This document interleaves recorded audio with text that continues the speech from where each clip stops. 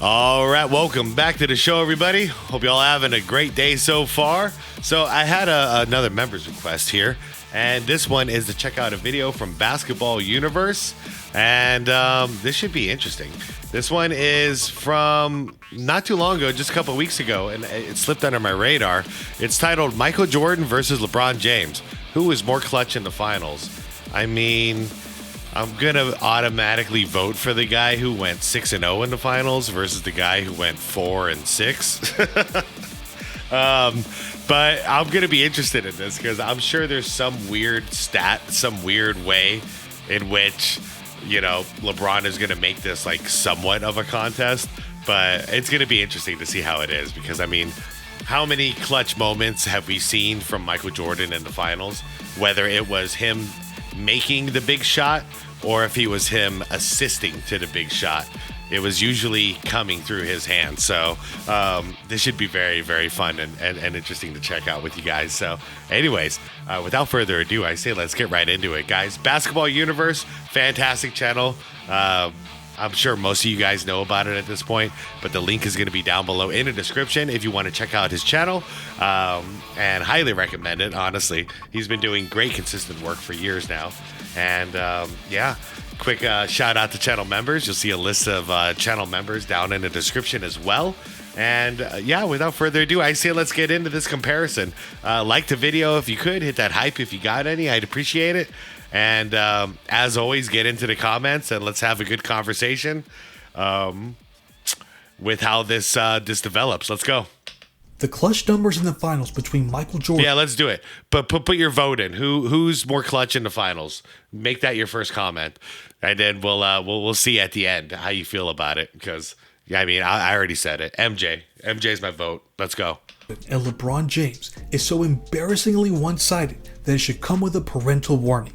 If there are LeBron fans that suffer from aletophobia, a fear of the truth, I would advise that you exit the video immediately. All right, that's good. That means that there's no BS stat that's going to somehow prop him up. That this should be an obliteration. Because this might be the scariest video you'll ever see. Let's do it. For those who claim that LeBron's the most clutch player ever, there is no way they'll be able to lie their way out of this one. Recently, I released a video where I went through every clutch shot that Michael Jordan took in the finals. It was a video that I felt was necessary to do, especially since 4 of his 6 finals appearances came prior to the play-by-play era. In other words, I had to literally watch the final 5 minutes of the fourth quarter and overtime of each game. I had to make sure the score was within 5 points, then grab a piece of paper and pencil and tally all the made and missed shots. Old school. These were the results that I came up with. He went a total of 42 of 92 from the field, which is 46%. Yeah, I'm not going to talk too much over this because I did react to this video. Great video, by the way. From the free throw line, he went 35 of 43, which is 82%. Now for LeBron James, I don't have to go through all of that. I can simply go to the play-by-play of each game and tally up the numbers. Before we get to that, let me clarify what we are defining as a clutch shot. It's the exact same criteria that the league uses to determine the clutch player of the year. We're only looking at the final 5 minutes of the fourth quarter or overtime, when the score differential is 5 points or less. With that in mind, here are his numbers. He went a total of 26 of 78 from the field.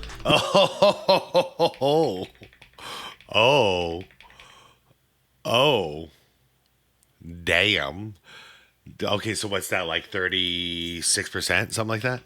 Which is 33%. 33! That is 13% less than Michael Jordan. This one isn't even close. Damn. There is no way that anyone can say that these numbers are open for interpretation. No, the only one he's better than at this point, he's more clutch than James Harden. Actually, it's close. They're probably, yeah, because James Harden's right there between 25 and 35% usually in clutch games. So, wow. Yeah, I hope they team up in Cleveland. That would be hilarious. Imagine if they got rid of Donovan Mitchell and then they kept Harden and then added LeBron. What would they do in the playoffs? Who's crapping their pants more? One player was clearly more clutch in the biggest stage than the other. Yep. But let's go deep into the numbers. Let's go through each series and see how he performed. Let's start with the 2007 finals against the San Antonio Spurs. He went 5 of 11 in the clutch. As bad as his field goal percentage was in that series, I was surprised to see that he did well in late game situations. Yeah, because his average in general was in the 35% range. So he actually had a little potential there. Folks, we take a huge nosedive in his following finals appearance. Of course, we're talking about the 2011 series against the Dallas Mavericks. He went 0 for 8 in the clutch. Yeah, he sure did. He sure did. He didn't make a single clutch shot for the entire series. Could you ever imagine Michael Jordan doing this in the finals? No. Could you imagine what everyone would say about him? If you are truly the best player in the world, if you are the supposed GOAT, this is something that should never be in your resume. Yeah. It's not even just about the shots he missed.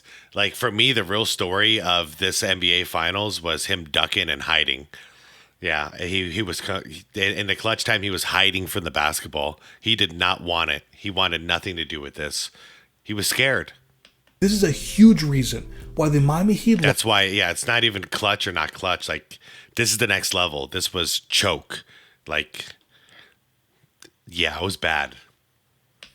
After being the favorites to win, is because LeBron did not show up, not even one time, where they needed him to deliver. Yeah, look at him. I mean, this was the worst we've ever seen him.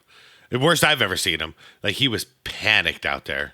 This alone should eliminate the supposed debate of who is the more clutch player, let alone who is the greater player. Agreed. But let's move on to the 2012 finals against the OKC Thunder. Okay. Interesting, because if I remember correctly, I mean, damn, I don't know about in the clutch. I think he played good. I'm assuming, dude, it's LeBron James. All right, if he did good, I'd assume maybe like 41%. Let's see. He went 4 of 7 in the clutch. All right. No, he did do good. Although the Thunder were eliminated in 5 games, yeah, 3 of those games came down to the wire. Okay. He certainly performed much better, and it seemed like he learned his lesson from the previous year. Now let's move on to the 2013 finals against the San Antonio Spurs. He went 6 of 14 in the clutch. Okay, so below his average. We're talking about a 43% shooting performance. Those aren't great numbers, but I will admit that it's respectable. It is, especially considering that it's San Antonio, and San Antonio basically they wrote the book on how to shut down LeBron James. So him getting 43% in that series, as far as clutch time, yeah, that's actually impressive for him. If this was Michael Jordan, we'd be like, what the hell? Because we're used to his average being 50% and up. But yeah, for LeBron, it's not too bad. Good enough. Game 7 also featured his biggest made basket in the clutch. It's this shot that he made with 27 seconds remaining that pushed their lead to 4 points. LeBron fans swear up and down that this is one of the greatest shots in NBA history. Really? But we'll get more into that later. With 23 seconds left on the clock? I mean, that's a good shot, but like, if that's one of his best, really, I don't know. That's not great. Let's move along to the 2014 finals against the same team, and he missed his only attempted field goal in the clutch. Why did he only attempt one shot? It's because the Heat suffered at the. By the way, just because it's been such a common theme lately about talking about like foul baiting and what you can do with your offhand, see how his arm is in position to protect the ball here. This is completely legal. But if he were to extend his arm out and hit his defender, that's supposed to be an offensive foul. That's what we're missing in today's game. You're supposed to just hold it in position to defend the ball, protect the ball. Now they're getting away with actually like swinging out that offhand and getting away with all kinds of stuff, including hooking. The clutch. Why did he only attempt one shot? Okay, wait, say that again. Let's move along to the 2014 finals against the same team. Oh, yeah. And he missed his only attempted field goal in the clutch. Wow. Why did he only attempt one shot?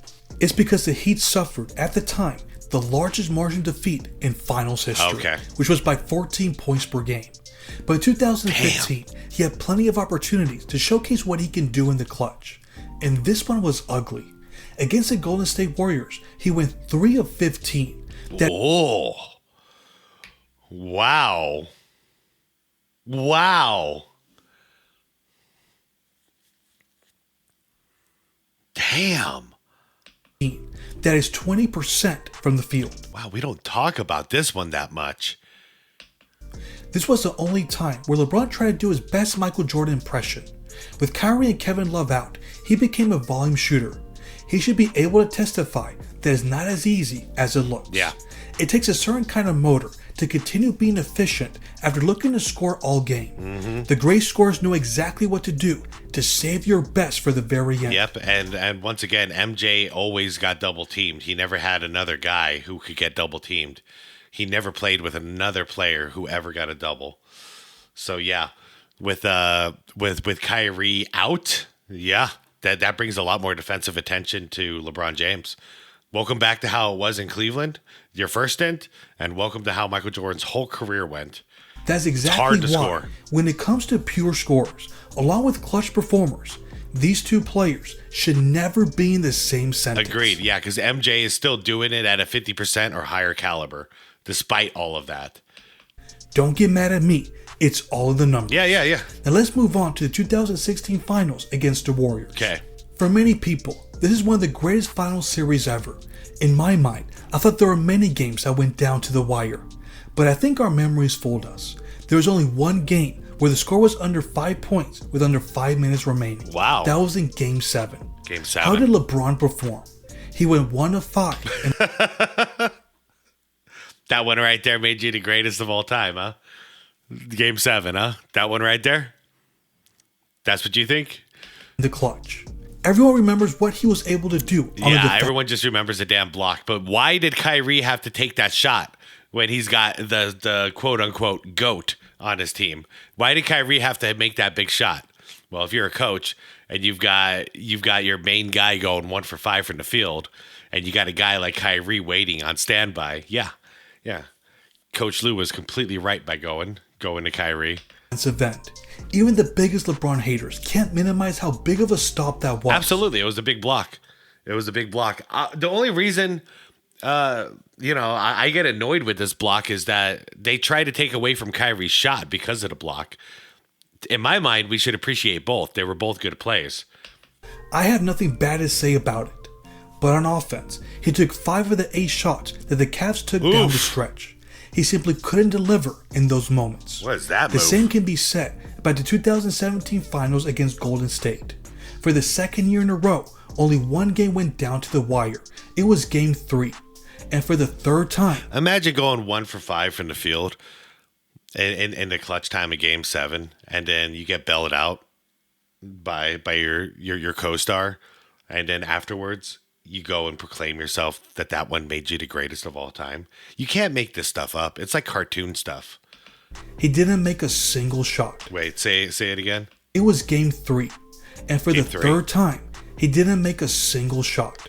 For the series, he went 0 for 3. Beautiful. If he performed better, the Cavs could have certainly won that game. That means the series would have been tied after winning Game 4. Who knows how the series could have turned out at that point. But sometimes these games come down to who performs better in the clutch. In Game 3, he was outclassed by Kevin Durant. We move on to the 2018 finals, where they played the Warriors for the 3rd straight year. For the series, he went 5 for 7. It was Not certainly bad. an improvement. But in Game actually good. 3, Steph Curry and Kevin Durant tag teamed the Cavs in the final 5 minutes. LeBron couldn't keep up, and he seemed overwhelmed. And finally, we have the 2020 Bubble Finals. Okay. This one's going to be interesting because I do remember him scoring a lot, but I also don't remember a lot of games going down to the clutch. So let's just see how it plays out. I don't even need to predict this one. If there is a number, then I'm going to assume he was 50%. Against the Miami Heat, he went 2 of 7. That's what I get for giving him the benefit of the doubt. Oh, no. From the field. Now, I will say this. I was extremely surprised to see how he did in the free throw line. For all 10 finals, he went 33 of 38, wow, which is 87%. Far above his average. Go figure. That's a breakdown of all his numbers for each series. But let's be honest, this goes deeper than just your field goal percentages. What about the moments? When you have the ball in the final seconds, do you deliver? We all know what Michael Jordan was able to do. In Game 3 of the 1991 Finals against the Lakers, he made this shot with 3 seconds left to force overtime. In Game 4 of the 1993 Finals, he made this and one bucket with 13 seconds left that gave the Bulls a 4-point lead. Yep. In Game 1 that's my 93 of Finals. the 1997 Finals, he made this buzzer beater. It's still the last buzzer beater that we witnessed in the Finals.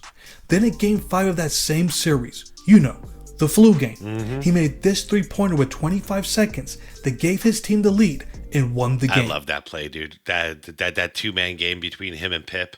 Pippen commanded the ball. Jordan looked like he was seeing triple out there, like totally dazed and confused. Ah, man. What a duo. In the following game, he became the facilitator and assisted on the title-winning shot by Steve Kerr. Yep, he drew the double. Then in Game 6 of the 1998 Finals, he made arguably the biggest shot in NBA history. This won the Bulls their sixth title. Yeah. This is what the numbers say. In game-tying or game-winning moments, Michael went 3 of... And it's so funny because his first NBA Finals game, he missed the game winner against LA in Game 1, and that was the one game they lost that series. His final NBA Finals game, he hits the game winner. I love it. It's like poetry. This is what the numbers say. In game-tying or game-winning moments, Michael went 3 of 7 in the Finals. We're talking about moments where the game is hanging in the balance. Yeah. Not when your team is already up by 2 points. But what can we say about LeBron James? He had 5 opportunities where he had the ball in his hand. And I think he went over. I've never seen him hit a game-winning shot in the Finals. I don't think. Not that I can remember. I'm saying 0. The game-tying or game-winning shot. He didn't make a single one. Nailed it. He went 0 for 5. Jackpot. Ladies and gentlemen, this is the difference between Michael Jordan 0 for 5 and LeBron James. One player embraced the immense pressure of making a game winner in the Finals while the other shrank. This is why the whole argument of LeBron being better in the clutch, because he's above playing hero ball and is willing to pass it up if there's a better shot, is total BS. Yeah, because Jordan did it too. But when Jordan wasn't passing, he was hitting big shots. So you see the difference? LeBron's only doing half of what Jordan did. You cannot make that claim if you have never provided a game winner in the Finals. Yeah. You cannot make that claim if you're shooting 33% in the Finals for your career in the clutch. Yeah. When it becomes the predictable move that you're not going to take the big shot and you're going to pass it, that means you're not doing it. You're not doing it because it's the right play anymore. You're doing it to hide and duck for cover. When Jordan did it, we were shocked because we were always expecting him to take that last shot. He made a reputation on it, just like Larry Bird. So whenever he did pass, it was like, wow, he really made the right play there. And you could see the replays, There's a double team and a wide open Steve Kerr. Yeah, the right play was to pass it to him and trust your teammate. But that's only because he established, basically, in other words, he would have never drawn that double team if psychologically he didn't have us all convinced he was always going to take that shot. That's the difference. That's the right play. You are bailing yourself out. You're handing the pressure to someone else because you know you can't come through. That's why we say you're throwing your teammate a live grenade because you're putting him in a terrible situation. Here you go, catch the grenade, throw it. Good luck. But here's the funny part: LeBron James has a grand total of 0 assisted game winners. Oh, it's hilarious to me that people actually try to compare the Ray Allen and Kyrie Irving shot to what John Paxson and Steve Kerr did. Yeah, remember when Colin Cowherd was trying to describe this? Hold on. This shot as a pass from LeBron James, even though it was a LeBron James brick, a Chris Bosh rebound, and then a pass by Chris Bosh. So like the LeBron fans like Colin, you're erasing a humongous rebound and assist from Chris Bosh, and you're just giving it to LeBron, even though all LeBron did was brick. He bricked a shot. Didn't get a rebound. He didn't get an assist. It's so weird. So weird. Allen and Kyrie Irving shot to what John Paxson and Steve Kerr did. No, that was an ISO play. Kyrie went complete one-on-one street ball ISO. All right? Pax is hitting a wide open shot. Steve Kerr is hitting a wide open shot. completely different. Be the one to remind you that the John Paxson shot was a design play. Yep. Phil Jackson called it the blind pig. Michael Jordan was used as a decoy to draw all the attention from the opposition. After he passed it up, the Suns were forced to scatter out. They had no idea who was going to take the shot, and it ended up being Paxson. In 1997, Jordan already had 2 game winners in the series. He knew the Jazz were going to bring the help to force the ball out of his hands. He went straight to the double to free up Kerr, and he was able to get a clean look. Yep. He was directly involved in these plays. Absolutely. He's the one who created the space for Kerr, and he's the one who got the ball to Kerr at the right point. I mean, props to Kerr for hitting the shot. But yeah, that is a game-winning assist, and that is a game-winning shot. But in the Ray Allen shot, did we all of a sudden forget that LeBron missed a three-pointer? Chris Bosh rebound? This wasn't an assist. No. He bricked What is going on in the world if we have to clarify this? I'm not trying to rip on Basketball Universe. Like, what is this world if this is... People are calling this an assist confidently. So bad. He nearly Look at that rebound by Chris Bosh. Okay? And casualty to the poor fans in the front row. If it wasn't for this rebound by Chris Bosh, if it wasn't for this extremely difficult shot by Ray Allen, the Heat would have lost. But those 2 players bailed him out. For Kyrie Irving, this was an isolation play. LeBron had nothing to do with this possession. Not an assist, not even a pick. He was all the way in the corner. ISO. And Kyrie makes the only made field goal by either team in the final 4 minutes. I'm sorry, I hate to sound like a LeBron hater. What I actually hate is the false narratives the media creates. They are lying to the public, and I just can't stay silent. Yeah, Clutch Sports. If they evaluated him correctly, I would have no problems. But when they make a bold-faced lie, like saying LeBron is more clutch than Michael Jordan, I have to make a video and break down why it's not even close. Here's the truth. A big reason why Michael Jordan never lost in the finals and was never forced to a Game 7 was because he was supremely clutch. He was. Imagine if he was like LeBron and missed all those game-winning shots. The Lakers would have won Game 3 and taken a 2-1 series lead. I mean, it's such a drastic contrast because I have Jordan and Bird as my top 2 most clutch players of all time. Game, life on the line. It's going to be between those 2. And LeBron, guys, I'm not saying this to to be an ass, but I have him and James Harden as the 2 greatest chokers of all time. So we're on completely opposite ends of this sphere here.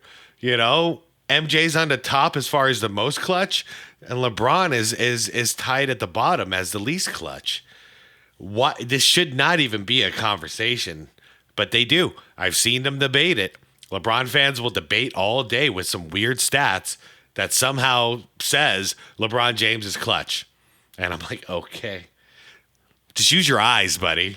Maybe the series turns out different. The Jazz could have won games 1 and 5 in 1997 and therefore won the series if he missed those shots.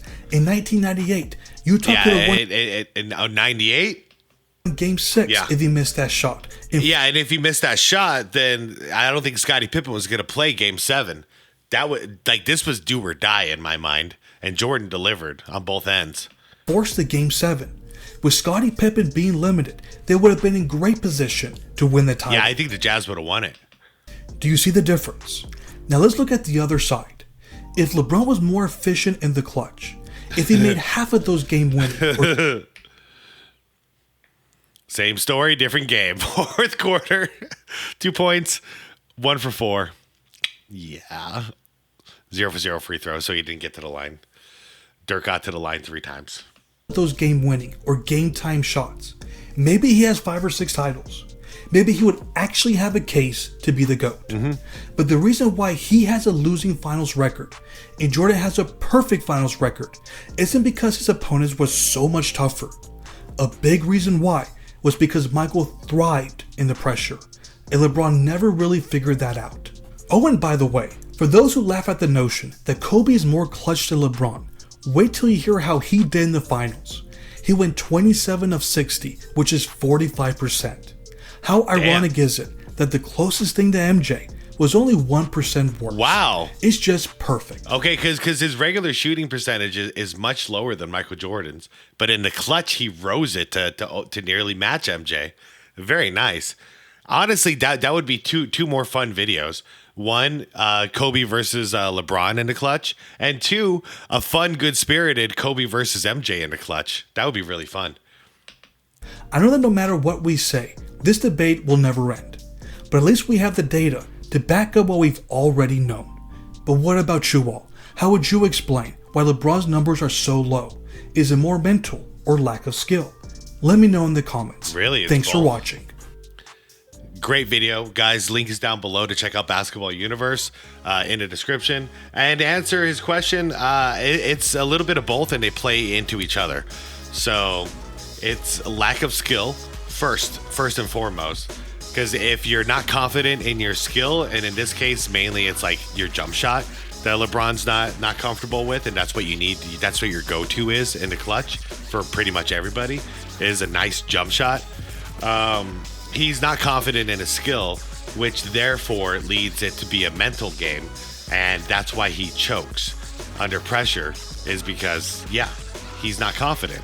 So choking doesn't happen just because, like, one day you got scared and you got nervous. You get nervous because you're not prepared. You're not planning for the moment. You know, same thing would happen for, like, a musician or any type of performer at all. Like, imagine you're doing a Broadway show and you did not prepare properly. You're going to be sweating and crapping your pants the entire time. You know, you're going to be freaking the hell out, rightfully so. Same thing happens on a basketball court. If you're not prepared for the moment, you will get nervous, and then if it amplifies, you choke. And if you choke once, it's like trauma, you know, it's like PTSD. At that point, you're always, next time you're in a high pressure situation, you're going to remember the last time you did it. And it's going to just, like, you know, it's like a tumbleweed effect, a Katamari kind of thing. But yeah, that's how I feel about it. And for MJ, luckily for him, he found the clutch gene all the way back in North Carolina. He hit that big shot, you know, in the championship, and that carried forward for the rest of his career. He kept hitting more clutch shots than he was missing. And that kind of preparation and confidence, that's all it is. So he never had it in his head, I might miss this. You know, I might miss it again. No, he's thinking I might make it again, because he's got it fresh in his head all the times he did make it.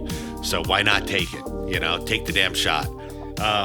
So yeah, that's how I feel about it, 100%. Am I surprised by the outcome? No, except for when, I forgot which series it was, but when LeBron went like 0, like he was a 0% in the clutch in the finals. I got to go back and see which one that was, because that's just bad. That's worse than Harden, man. So I don't know what to say. All right, guys. Thanks for the request. This was a fun one. Basketball Universe, if you're watching this, what's up, man? I hope you're doing well, and I hope you keep kicking ass, man. Guys, thank you so much for watching. Like the vid on the way out if you could. Subscribe if you want more content like this. And most importantly, it's the be water, my friends. Peace out.